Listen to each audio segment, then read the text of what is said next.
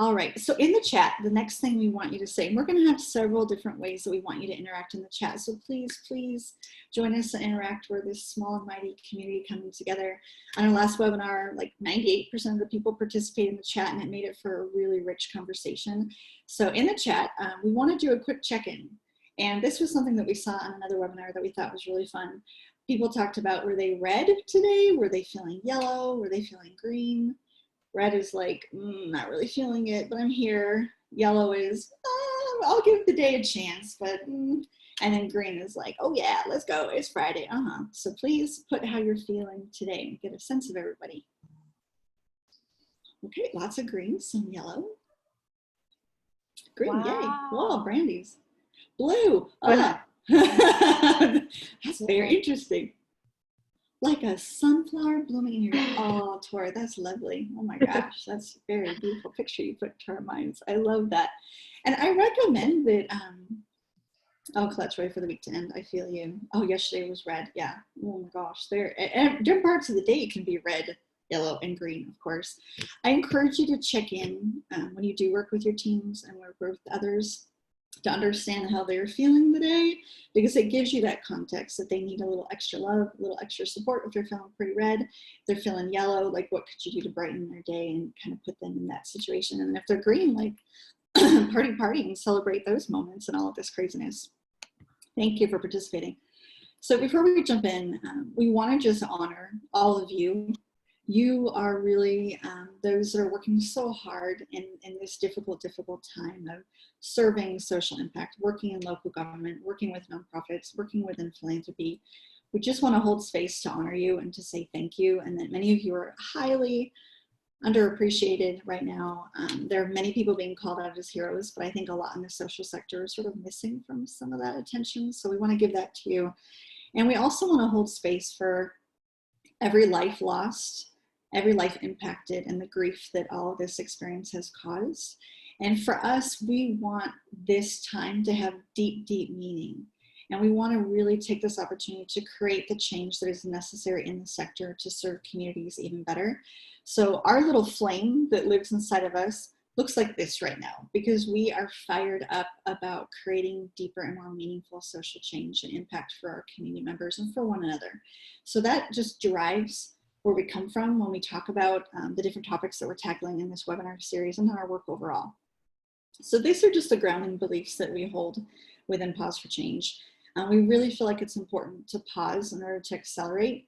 We have to go slow to go fast, and in all the craziness and the stress, we really have to take a moment to breathe and to connect and figure out what our next move forward should be. We need new skills to do that.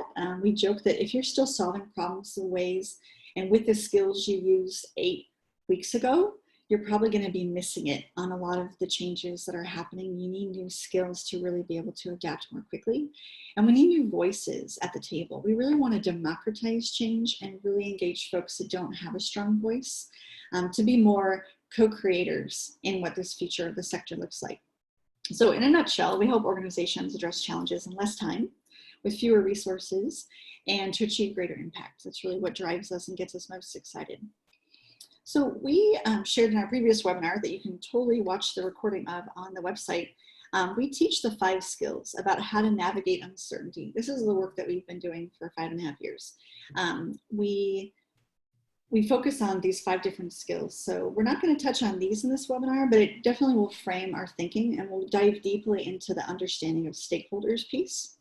So you'll see how we'll interweave some of these, but we're not going to go into detail about what these skills are, but please check out that other webinar or our website, or reach out to us if you want to ask more. It's all about getting alignment and testing and getting stakeholder focused. So on our website, we want to call out that we are adding resources. In this time, there's a big banner at the top of the page. There's something you can click on the drop down that has all of our uncertainty resources. And those are really focused on things that we're writing, doses of inspiration, insights. We're having a lot of amazing conversations with thought leaders all over the country. And we're taking what we're learning from all of you during these webinars, what we're learning from those conversations, and we're turning them into thought pieces that we really hope can help the sector. We're offering free strategy sessions. Once a week, we have office hours that are available for you to sign up at absolutely no cost. And they are not sales calls. They are calls to say, I need a thought partner. I need someone to think through this, or just to hear what I'm focused on and to give me a perspective or some support. That's what we're here to do.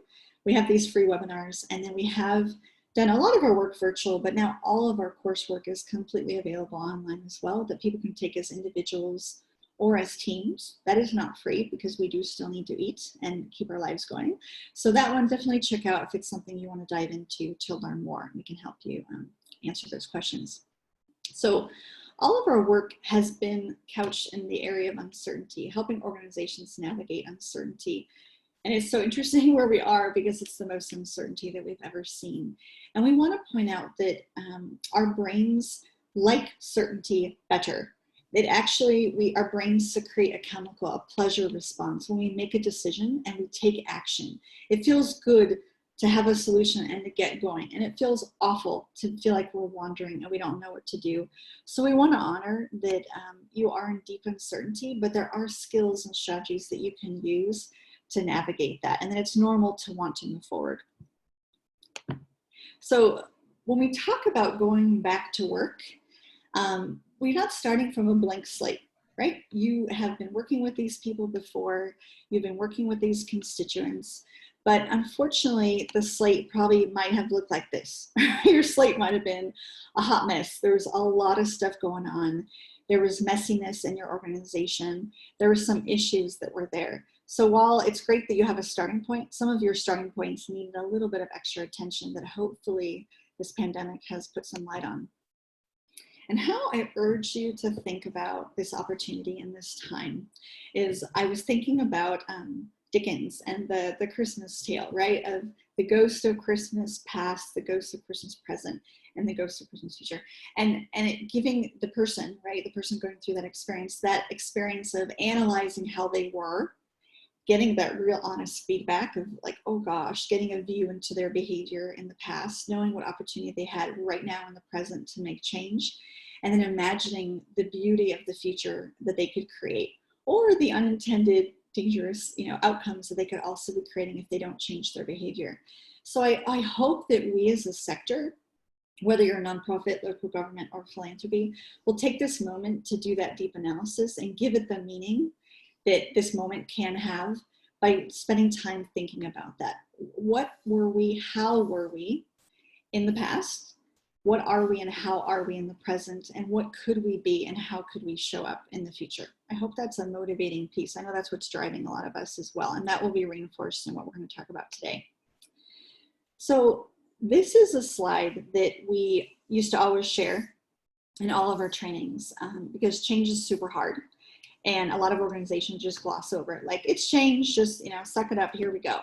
But we really want to call out that the change is happening in the context of your current culture. And that culture may be different than it was 8 weeks ago.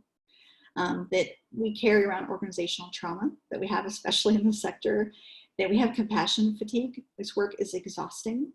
And it's sort of that secondary traumatic stress that we carry with us. And this is an organizational diagnosis that I learned at the Network for Social Work Management Conference, ADT. And it's what organizational psychologists are seeing in employees, where they're this feeling of doing more with less, feeling distracted, having an inner frenzy, feeling impatient, and really unkind with one another and with constituents they serve, and an inability to think strategically and critically. If this was sort of already going on, it impacts how we were showing up pre-COVID, it impacts how we're going to show up today, and it's going to impact how we show up in the future. So as we talk about going back to work, we want to also bring up that larger question of what does the work actually look like, and how are people engaged in that? And the last piece I'll talk about, and Amelia's going to jump in with some great information, is that as kind of what you think about a fortune cookie, there's always that joke of you can add in bed. So for this fortune cookie, it is quality rather than quantity that matters. Do a good job tomorrow in bed. So I hope that gave you a little chuckle. But I want us to think of everything we're doing as individuals and as an organization with an addition of ... in a global pandemic. So if you are like me, home with children now homeschooling, I am now becoming a homeschooling parent in a global pandemic. I'm co-parenting with my ex-husband in a global pandemic. I am rebuilding and expanding parts of our business in a global pandemic. It's not the same as what we were doing before. We have to really, Colette's saying, yes, context. The context matters, and it matters to your individual stakeholders and your external stakeholders. So we have to really call that out. Mm-hmm. So Amelia's going to jump in. So as Heather was saying, we hate uncertainty. The left execution is where we probably were spending most of our time before March. We were planning our next gala. We were starting to get ready to plan our next budget. We were kind of executing on a lot of things for a future that we assumed was going to happen, because we were in the know, right? So we could measure the performance of tasks.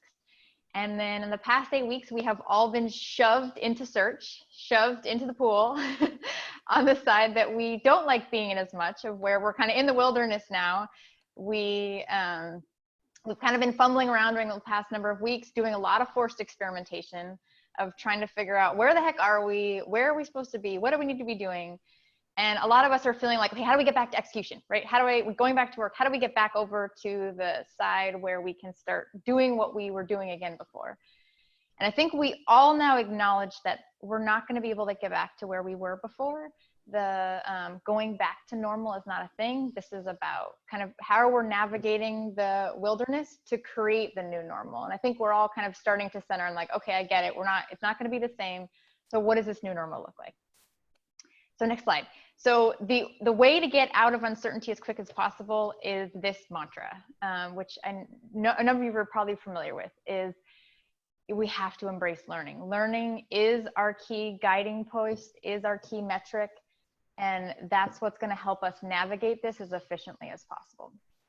So next slide. We want to honor all that you have learned in the past number of weeks. There's been an enormous amount of learning as you've watched how your coworkers and your colleagues and all of your different stakeholders, your volunteers, your donors, your constituents, your clients, how have they all responded and reacted? What have their needs been during this time?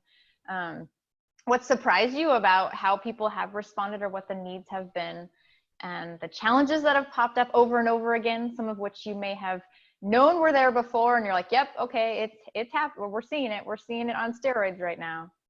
And then what are the new questions that you've thought of, or opportunities that were not even on the radar before, that through this all this forced experimentation that now have kind of popped up on the radar? So these are all kind of things that we really highly encourage you, as Heather was saying, to help this time have meaning and help us figure out help us get through that uncertainty as quick as possible, is to really process what are the things that we've already learned through this time. That's a lot. So next slide. So as one of those questions we would love to ask you now is, out of all your forced experimentation of wandering in the wilderness the past 8 weeks, what have been some positive changes, some kind of AKA opportunities that you've seen emerge from the different experiments that you've tried? So take a couple minutes in the chat. Would love to hear what you've seen. This is part of the Zoom awkwardness of us waiting for y'all to put stuff in there, but we absolutely love it. So please, right away. Yes, Team Link talking about the why, asking the big questions. Yeah, online signups for others in the community to help, of just the response for people of, yeah, we can work from home, right? That was a thing that for a long time people have resisted that. Oh, that's not possible. People can't be productive. Different ways to deliver programs. Yep. Doing classes online. Yep. Yes, the move to digital. There was such a resistance. People have joked about, we couldn't get some people to join Teams or, get on this platform. And then look at this. All of a sudden, we're all on the same platform because of the pandemic. Mm-hmm. Yes, employees feeling more supported. I mean, realizing that, wow, I don't know if we were taking care of the whole person before, and really treating each other as whole humans, and realizing the importance of that. Self-reflection, yeah, huge. I like what Brent, you were saying, faster, more personal interactions working using Teams, but more fun at work. That's really interesting. Yes. People have realized, like, wow, we can have more efficient meetings. Maybe we need to meet less. That we can find different ways to do our work better than what we were used to before. Well, and Pam, learning to teach online, right? There's like what Rebecca, you're saying, we can do it online, but oh yeah, there's some skills. we have to learn some new ways to actually teach online. Yeah. Mm-hmm, mm-hmm. And Michelle saying, yeah, you rolled out the Teams to your whole organization. And before, I'm sure people were like, no. And now people are appreciative, right? And they're seeing the benefits of it. And that's something we definitely, in terms of thinking of things we want to keep, it's like going into that new, creating our new normal. We want to keep some of those changes, behavior changes that we've been able to get some of our coworkers to do. Yeah, kindness with coworkers and strangers. Yeah, embracing that whole person.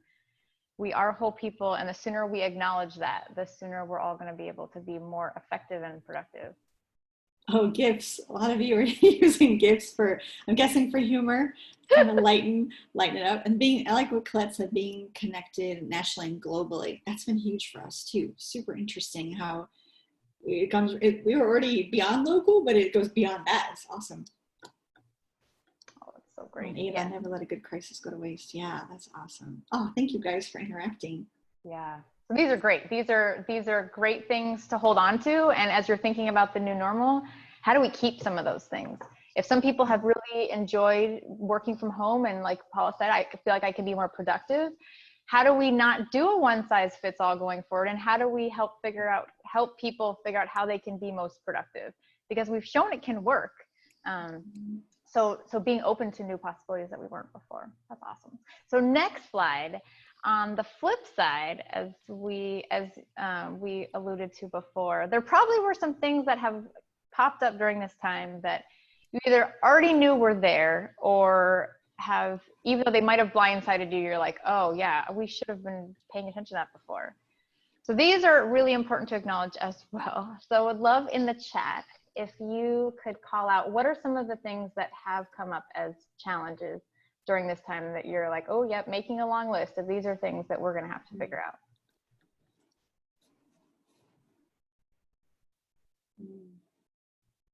Yeah.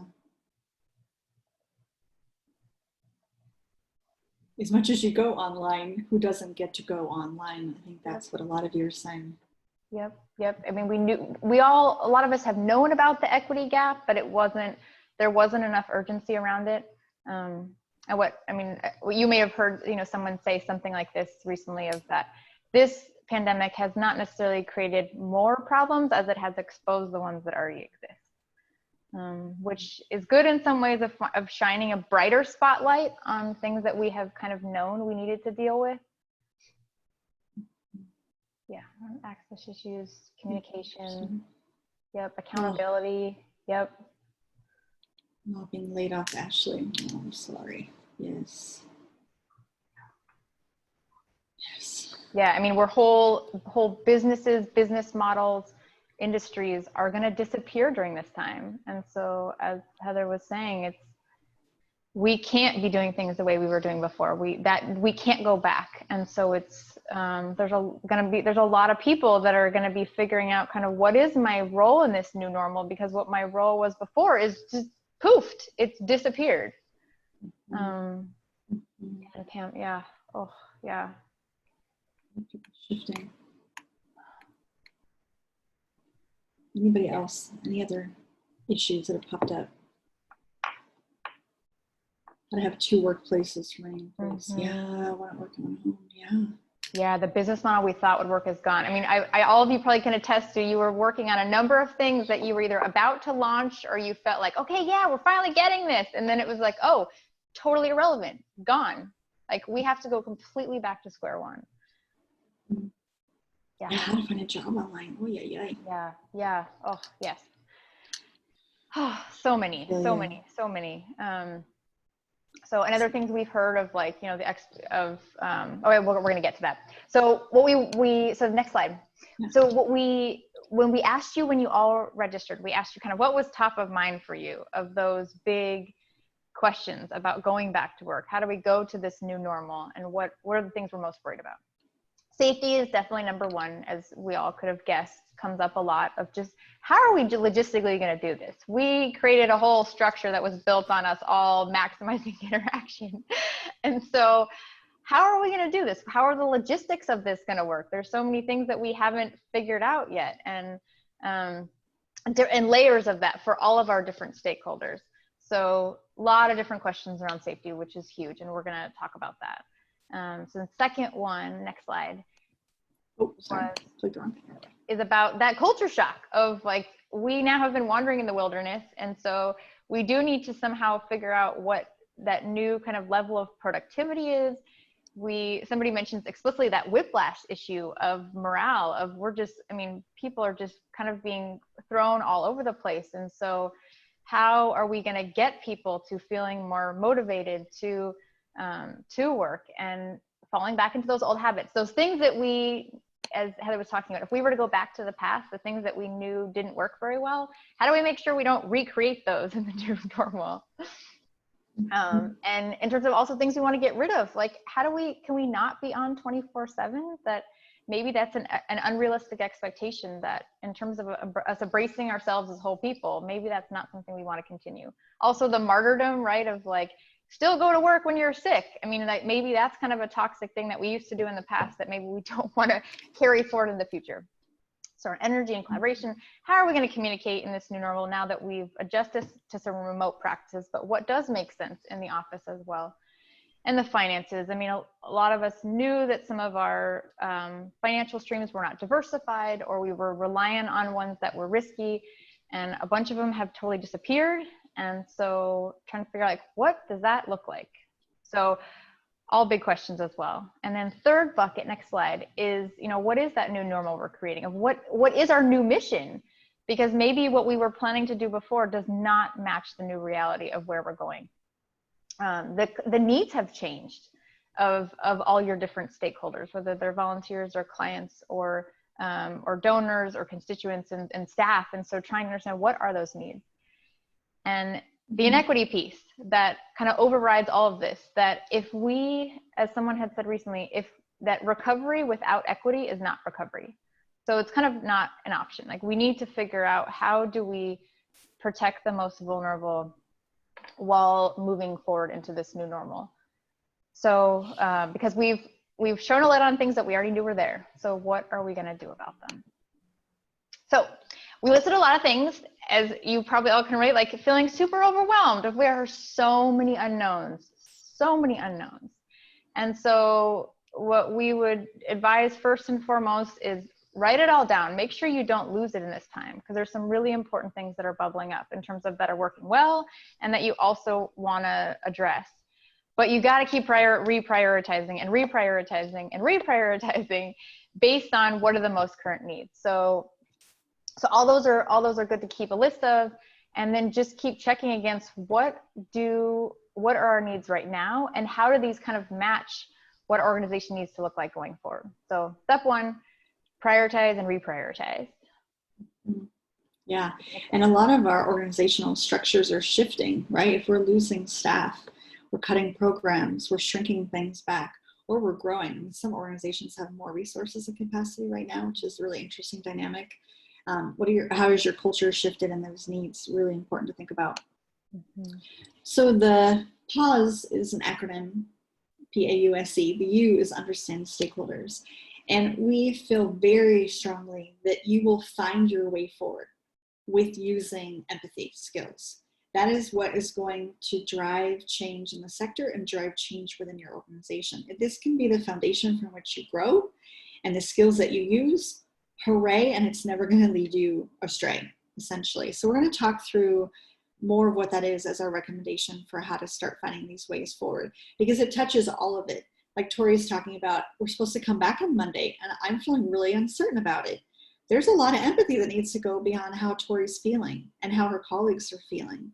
Yeah. The issues of what is the new normal. There's got to be a co-creation of what this new normal is going to look like within an organization, and how you're going to get your groove back as an organization. That can all be designed together. So with empathy, you have to start with vulnerability. You have to start with self-awareness, which is tricky, right? We're not always the best at it. And we have to work with empathy. And it really is the foundation of innovation and creativity and change. And we want to call it the amazing Brene Brown. If you're not familiar, please dive into her work, because it's transformative. And for us, this is what guides the work that we do, and we hope that it guides yours, is people first, right? And this is the definition of human. from the dictionary, which I love, is representative of or susceptible to the sympathies and frailties of human nature, right? It's not always us at our best. And some of the things, how they describe it is, human kindness, human weakness, or inconsistency is very human. And when I look at the image on the slide, I keep looking at the woman in the center that's in the leopard print with the little cutie with the plaid shirt on her lap. When we show up at work, we might own, let's say she's our colleague. We see her, right? And we see the magnificent work that she does, but she's part of a larger connected family and community. So when she shows up at work, we're not just seeing her, we're seeing everyone that she loves and what she cares about that we all carry with us. And we really want to do away with this ridiculous expectation that when we show up to work, we have to show up in our work compartment from 8 to 5, and nothing else can bleed in or leak out. It just has to be that facade that we keep up. And same with our community members. When you see someone that's a participant in your program or receiving services, they too are connected to a whole. And that wholeness is who they are as a person and who makes them who they are.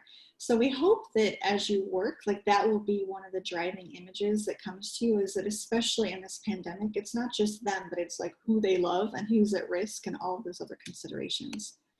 And this is a really great quote. It's a consultant, a friend of ours that lives in Tucson. So any of you in Tucson might know her. But Bern and I were talking and she said this, and I wrote it down because I thought it was so beautiful.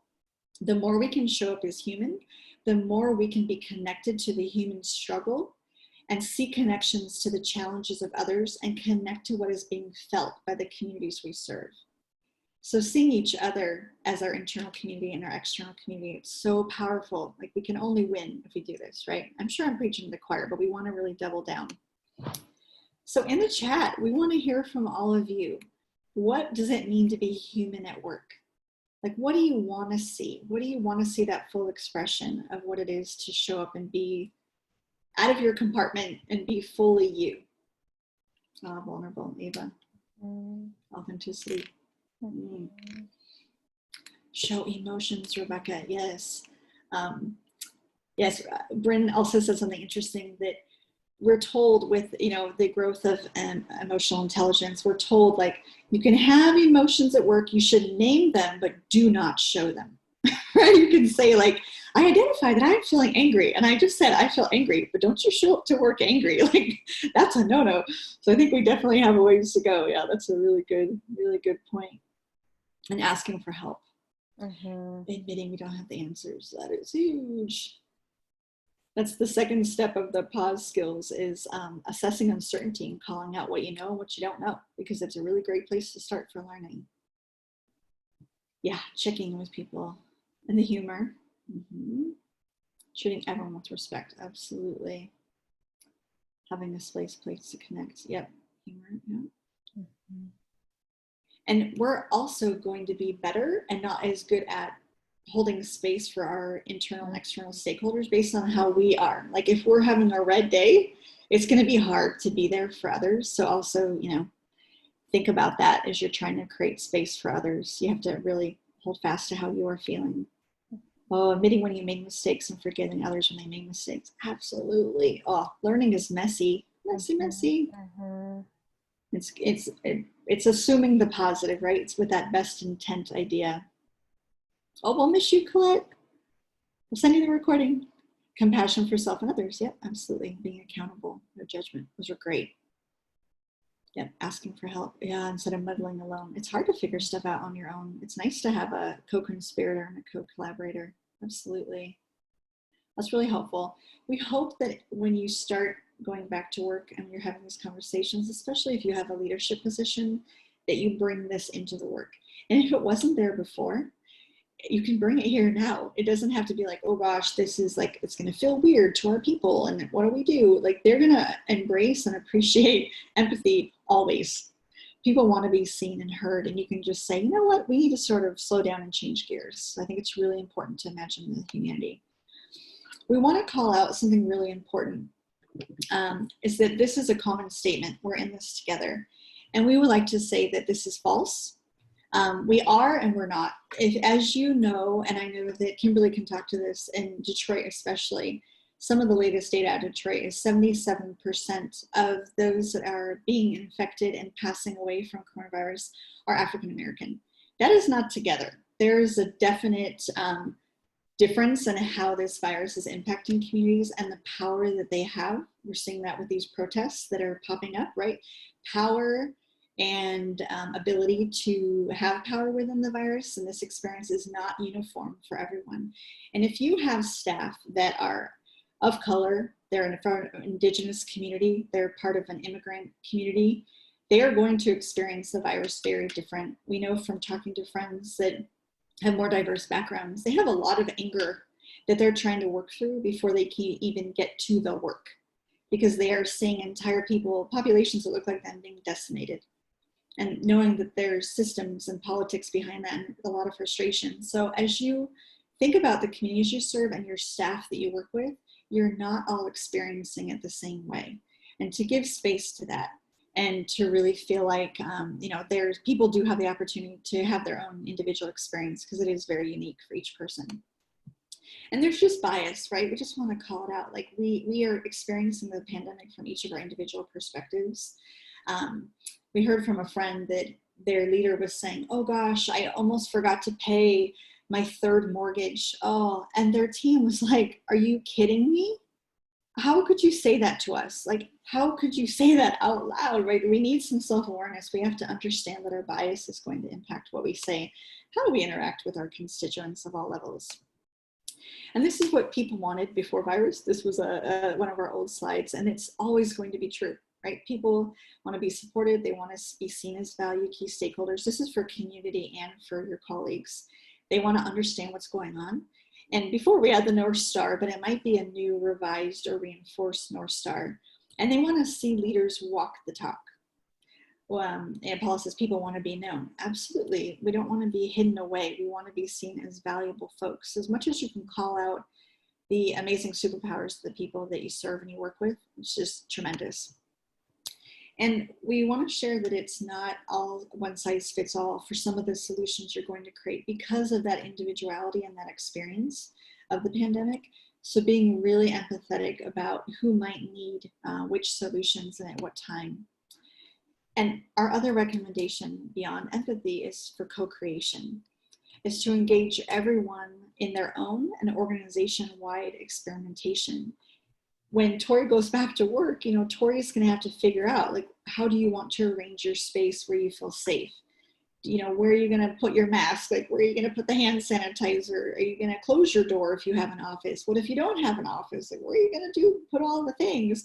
Like Brent was saying, what if we've been working virtually and we have to go back to the office and we're going to be transitioning back and forth? Like, how are we going to make that flow happen? So it's empowering individuals to decide how they need to feel most safe by designing their space and needs, but organization-wide doing experimentation, and then people sharing that. And the key is really about sharing power, where there's not just, there are safety recommendations at the top to protect most people, but there's got to be some power that's spread around for people to feel like they have the ability to do what they need to do. And this is something we always joke, like teamwork makes the dream work. It's getting small teams together to focus on some of these challenges and opportunities you have. Like Paula was saying, it feels so good not to just wander alone. It feels good to talk to others and to collaborate. And as much as you can get that humor and create that camaraderie, getting diverse perspectives. And teamwork is so important if you have it across, different representation of different departments and divisions, but also across hierarchical levels. So what we see a lot of organizations do is someone from the executive leadership team will say, oh, I have a great idea. Here's the new process for X. And then a frontline staff member is like, oh my gosh, that just made my job 3 times harder. I don't have power to tell them that. I don't have a way to feed that to my manager. And I don't have trust that it actually will make a difference. So they get stuck in being a part of a solution that does not work for them. So that's why that cohesive and teamwork is really important. And just as Amelia showed that slide of search versus execute, just like challenges are search versus execute, and what we're working on is search and execute, so are people, right? There are people in your organization that love wide open possibility, and there are people that hate it. There are people that are like, I need this always to make sense. I want to know the exact expectations. 1 + 1 must always equal 2. Give me the project and I will do an amazing job with implementation. And there are other people that hate that constraint, right? They want the freedom of flow and flexibility. Hi, Pam, send you a message. So we want to put people in the positions where they can thrive, especially if you have a reduced workforce. Really think about each of your colleagues, each of those individuals, and which community members can you leverage. They're amazing that you could engage in your services and in your work and play to their strengths. And then you're going to keep testing those strategies. If you haven't already watched the previous webinar or been engaged in some of our work, we don't want people just to brainstorm and build. We want people to test those assumptions before they build. So definitely explore what that looks like to test with stakeholders after you've engaged them and learning how they're doing and what they need. So this is really the key before we transition to more definitive strategies. If you do not remember anything else that either one of us have said, remember this slide and remember this piece. The key is empathy and maximum flexibility. That is what is going to help you be successful to navigate now. And just as Emily and I were laughing, like, what should the next webinar be? It's like, I don't know, let's see what happens over the next 2 weeks, because new stuff's probably going to happen that people are going to use support around. And this will always be a mantra that will help: empathy and maximum flexibility. So safety, we want to talk about some more specifics on folks. Based on science, right? What will actually reduce risk? Not on misinformation or craziness that we're hearing, like based on science, what do you need to do to keep everyone safe? Think about the physical and space needs. Behavioral for risk reduction is super important. If you want people to wear masks and your leaders are not wearing masks and only 3 people are wearing masks, it's not going to help with you pushing forward, everyone wear a mask. Right? We need that social pressure of kind of calling people out so that they will promote the behavior that they want to see. They'll keep the social distancing. They'll do the things that you want to put into place within your organization. And beyond people being actually safe and physically safe, what will make them feel safe? And we hope that, like what Amelia was saying, recovery without equity is not recovery. So don't design for what's easy or what would help you. Design for the most vulnerable first. Design your programs for the most vulnerable, design your response to the pandemic to those that are most vulnerable and have the greatest needs. Because if you solve for them, chances are you're going to solve for most. You're going to touch the needs and bases that people have. So keep that front of mind. And then we want to call out that people's physical and mental status of your colleagues and your constituents you serve have shifted from before the pandemic. You might have colleagues that had a very well managed anxiety disorder that now is a little bit out of hand, and they might have had less access to their therapist or primary care provider, or less access to the medication they needed. They're going to be at a different starting point. People that had issues, you might have clients that had issues getting to their dialysis appointments, or working through some of their health issues. Take those into account. And then as your staff come back to the office, yay, you're all back together, and oh my, we're all back together. But think about what they're worrying about back at home. They might have kids whose summer camps were all canceled, and they have a summer that they now need to figure out if their 13-year-old can babysit a 5-year-old. There's going to be safety issues and concerns that they are going to be preoccupied and worried about. And then while we worry about culture shock, let's be culture forward. And Brandy, who I think is on this call, she was sending me a message. She was sharing an example of her partner works at a credit union, and the credit union was being very culture forward. I stole this term from her. Oh, Brandy's here. Yeah, I stole this from you, Brandy. Culture forward. They were going and doing interviews with each of the employees and talking to them and asking them, like, what do you see as culture? What do you think about culture? And having really great conversations. So you want to ask people, what do you want work to be like in the future? Like Brent, if you're getting people that are working in the office and working remotely, like what would a schedule look like that would make that transition more simple? And you want to talk about the old and negative habits. And if you couch it as like, oh, that was us before, it kind of gives you that flexibility of we're doing an assessment of what things were like before, and we have the opportunity to shift it to the future and what it could be. So help me co-create that, help me learn from you. And so some of the expectations that need to be shared are what does productivity mean? You know, a lot of you pointed out, like, you're exhausted. What's the morale going to be like? You know, what is communication going to look like? What does collaboration mean? Really important to call these out and have those empathetic conversations and co-creation around. Paula's saying, yeah, make accommodations for parents. Absolutely. Dealing with each person individually and understanding their unique needs and perspectives and seeing their full humanity, right? They as a full human, who do they have in that picture with them that they're worrying about and they're thinking about? And then how do we be better than normal, right? Better than the new, we don't really like that term, the new normal, but better than whatever the heck normal means, right? How can you create value for all stakeholders? It's not just about, it's creating value for each other, but how you're serving those in the community. How does your mission need to shift? Some organizations are really having to do this. In our local newspaper, there was an article today that in the state of Arizona, there were 450 organizations that were polled. And I think they said 40% of organizations said that they would be shutting down their services within the next 4 weeks. And that 20% said they only had enough payroll for the next 8 weeks. That's in the state of Arizona. There's a huge ripple, and like Detroit might be very different, Kimberly. New Jersey might be very different, but those are creating huge ripples.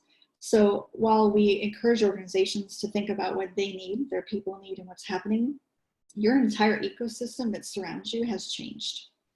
I was talking to a friend in Chicago, and she was talking about a food organization that has more resources than they've ever had. So they're kind of flush. They're in a different position, the opposite position.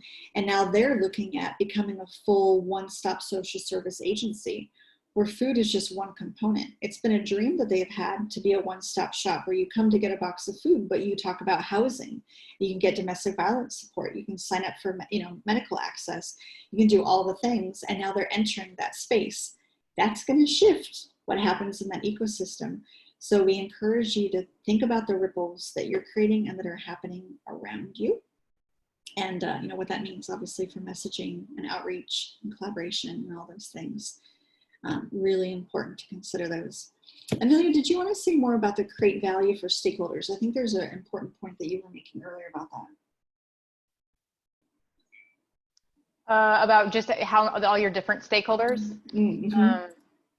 Yeah, that if you, Yes. for your volunteers, right? I mean, a number of volunteers can't volunteer right now, but you want to retain those volunteers because that's going to be key to your mission going forward. And so maybe the value that you could create for them before, because maybe they're of a vulnerable population or just there's not opportunities that are safe for them to volunteer. Maybe it's understanding, well, what can you create value for them around? Maybe one of the reasons that they decided they wanted to volunteer was for connection. And so maybe that's something that you could do for them right now to help retain them, of figuring out ways that they could connect to each other during this time. And for your members, I mean, anybody who's a membership organization, that's a huge fear of how do we create value for our members so that they renew their membership? And so, I mean, people will remember how you responded during this time to your employees, to your members, to your volunteers, to your donors. And so really understanding what is the value right now that you could create for them that's likely very different than what you created for them before, which involves that empathy of deeply understanding and then experimenting to see how they will engage with any of the value you try to create for them. But there's a ton of opportunities here for you that could help solidify and deepen those relationships going forward. You can create incredibly passionate volunteers and staff and board members and clients through this time by truly speaking to the value in the moment that makes sense to them. Absolutely. See, I knew you had something brilliant to add to that. You're so good. So good. So we want to wrap it up with questions and conversation. We love what we've already been talking about in the chat, and we have time. So we want to hear, like, what would you like the community to talk about? Not just us talk about, but in the chat. We would love people to contribute to what's top of mind. What do you want support around? What are you thinking about that you would like some brainstorming or just assistance? Put it in the chat and let's talk about it. Or things that you like that we talked about that you want to hear other people's perspectives on.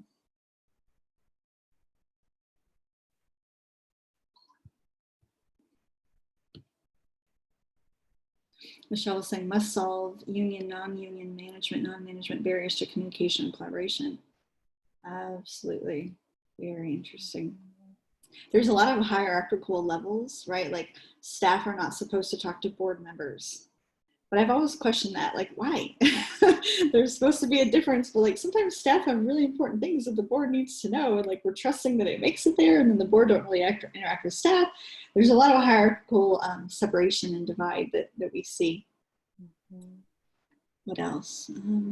The idea of making staff co-creators. Oh yeah, so important. Yeah. Because we were talking to an organization recently that was saying, you know, we can do kind of the organization-wide kind of policies, but as you all know, there's so many different subcultures within your workplaces. There's so many different environments that people work in. Some interact more with the public, right? Some interact more with each other. And so it really is a lot about or at a leadership-wide level, you can't address all those things. And so somebody did a survey where they asked people, you know, what ideas do you have?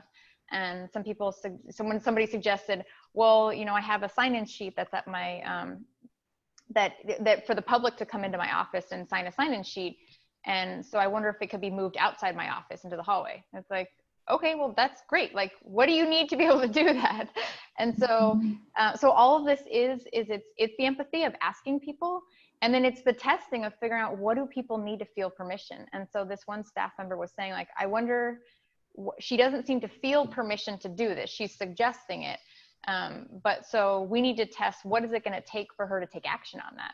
And so was it literally just as a first experiment, let me reach out and give people permission, say, you know, please take action on things that you need to feel safe. If that doesn't work, right, then maybe I need to try some more social pressure and experiment with raising up and modeling what other people are doing and encouraging others to do it.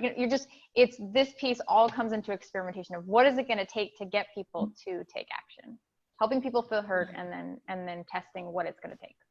And Desiree, your question that someone else was like, here, Jesse was saying, in the pre-pandemic, we were working with a local government agency, and they were looking at issues that had come up in their culture survey. And they were accountability, communication. What was the third one, Amelia? Alignment. Those were key issues that came up in their culture survey. And they said, well, let's apply lean innovation to culture. Let's really dig into these. And so what they did is they formed teams. They did that analysis of, you know, what was wrong, what were the main key areas of improvement. And they went and did interviews with employees that had completed the surveys and others to really dig into that, to say, what do you mean by alignment? What's your vision for alignment? What's broken right now? Why would you say we're misaligned? What would be like a great solution that you might envision? And then they came back together, and they were at the point where they're starting to brainstorm strategies to say, okay, alignment, it seems to be this specific issue. Let's try to come up with solutions to get people to feel more connected, to feel more like they were connected to the North Star and had a sense of how their work was related to the larger mission and vision of the organization. So you can do that. You can focus on workplace culture and that same model of empathy and co-creation and testing to see what will work. And Pam, I love what you're saying. Sometimes the board is too engaged and they're like hanging out with staff. Yes, that is also a very big problem. And we're seeing with some organizations that staff are willing to engage more than they would in the past. Somebody who we knew who sent out a survey, they said they got an unheard of response rate. And they heard from staff that normally never participate in the previous engagement efforts. And so this is definitely, there's so many shifts are happening with everybody all wandering around the wilderness that people are more open than they have been to joining the conversation, to sharing ideas, to responding to outreach. So even if you may have done outreach in the past, things have shifted. And so encourage you to try again of reaching out to people because there's a lot more openness right now, which creates a ton more opportunity. Mm-hmm. And Ashley, I hear you. It's tricky. And what Pam was saying also, like, how might we look for opportunities? How do we apply for online? There is so much frozen. I hope that you can take advantage of any of the unemployment benefits. Some of them are very meager in some states with, beef and people waiting for checks, but definitely reach out offline and we can do some brainstorming. But any advice any of you would have, I think my feeling is that we're going to have to kind of weather the storm and see where things fall and what programs emerge. But as much as you can pay attention to which organizations are thriving, in your community, you know, which of those that are getting more resources than they've ever had, they might need to expand programs. They might be shifting. Just try to keep your finger on the pulse. I think of what's happening. I have friends that are applying for jobs and they're applying at those organizations that are growing right now, which is mind-blowing, but super interesting that some are still thriving in this. Yay. Okay, Brent, see you. Any other questions or thoughts? This is a space we want to give to you to talk with others that are in this social impact space and want to talk about the path forward.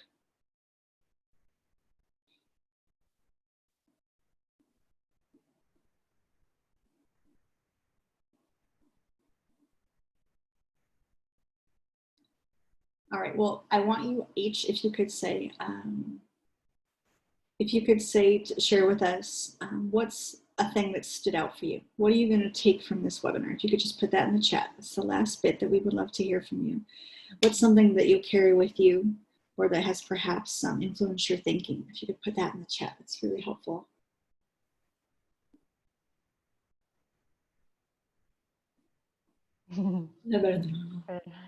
Yes, exactly. It's an opportunity to do better. Mm-hmm. Yeah. Yeah, it's the only way out of this, right? Is seeing each other as whole people. And it's that, it makes me think of the platinum rule, right? The golden rule is do unto others as you would have done unto you.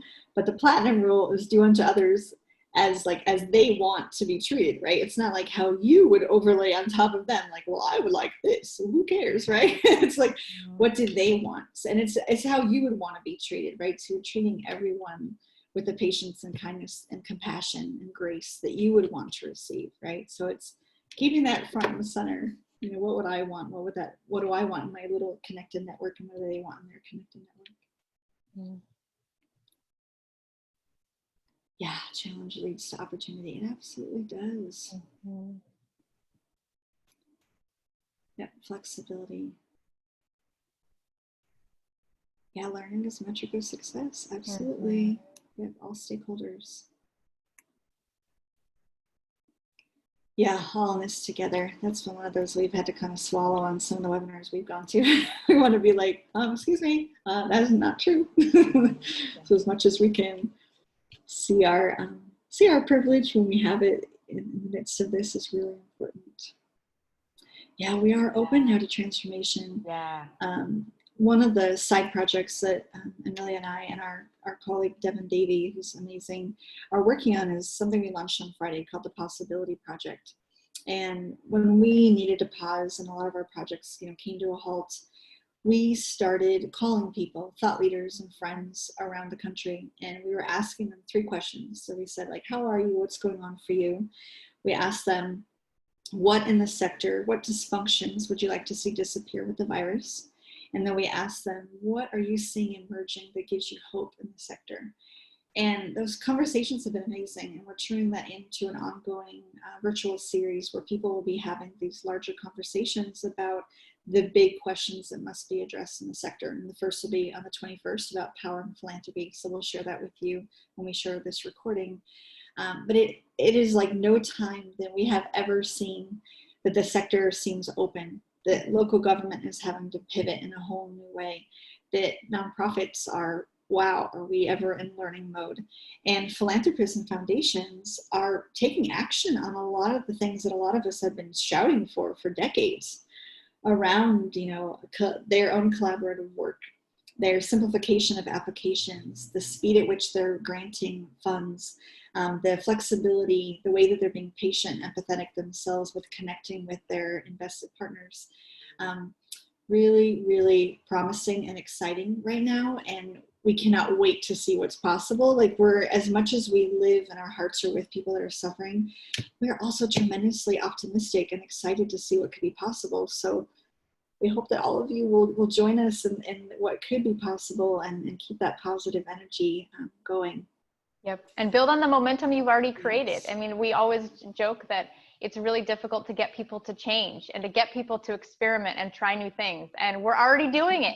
We've already been all shoved down to the wilderness. We're already experimenting. So as we said before, let's make this mean something. Let's experiment around the next normal that we really want to create, and seize the opportunity to make your organization even stronger and your connections with your stakeholders even stronger. And if you want to talk about this further, or you want a thought partner, if you want to talk about what you're going through in your organization, reach out for one of those strategy sessions. We'll put a link in the email as well. We'd love to talk to you. We are having the most amazing conversations with people, and it is filling our cup. And we want to try to support and give back in any way that we can. So please do that. Please, please, please. We really want to help.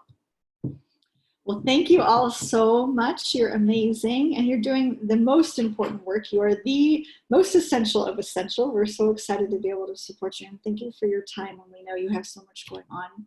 And yeah, reach out and connect. Thank you all. Take good care. You. Okay, bye-bye. Bye.